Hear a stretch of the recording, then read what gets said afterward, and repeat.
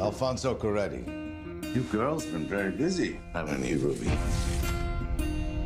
Mrs. Brennan, I won't bite. Claire, you're the one I have to watch out for, aren't you?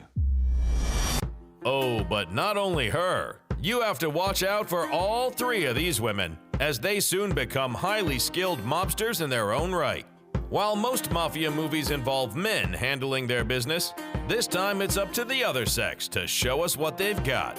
I think it starts with three kind of powerless, undervalued women that are kind of pushed into a situation where they can break or fight back, and they fight back to an extreme and take over the Irish mob in the 70s in New York City. It's about three women who have to survive and have to figure out what they need to do in order to survive. And in their world, in their neighborhood, in their life, they don't have a lot of options.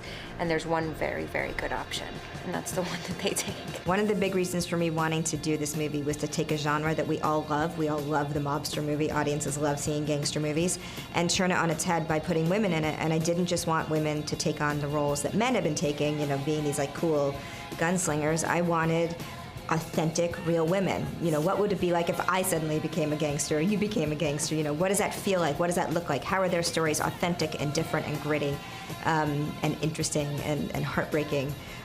So it was very important to me that they were fully fleshed women. You look pretty, Mama. Pretty doesn't matter, it's just a tool women use. For what? Anything we want.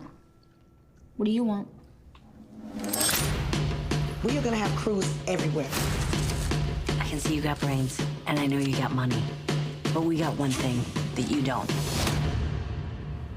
We got criminals. I love classic gangster films. They're some of my favorites, and I have watched almost all of them, but I never could figure out where I was in those movies. You know, what am I relating to? How is my story represented? Because women are usually truly secondary in those movies.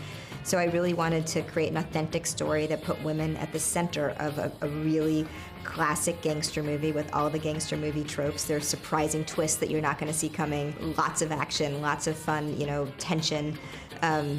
But it's an authentically female story. I am a fan of gangster movies, but I'm not sure I've seen enough of them. And in terms of the way that this turns it on its head, I mean, there have not been that many gangster movies made with women as leads that I've seen, at least. But also, it's just got, I think the sensibility of it being really, I think it's funny and dramatic and lively and just full of energy. It felt very unique. I told you we can't go around working for a bunch of women. You are not smarter than me. I will wipe you off the face of the earth. I don't want you to do it. I want you to teach me how to do it. Just to be clear, now we run this neighborhood.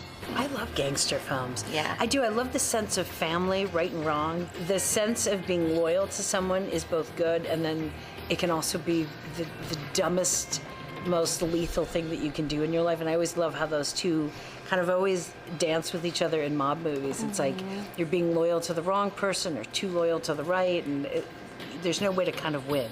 It's like you have this familial drama with all the normal stuff that happens in a family, fights and disagreements and loyalty, except the stakes in a mob drama are that you die if you don't want to be in the family anymore, or if you cross somebody or you get in a fight with somebody. Immediately, the stakes go through the roof if you do any sort of mob project.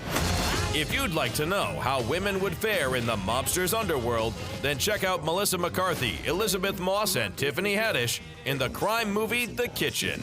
You go to war, there's no coming back. Alfonso Coretti wants to talk. If we go to Brooklyn, we're dead. What do you wear to something like that? You get dressed up? Are you kidding? What?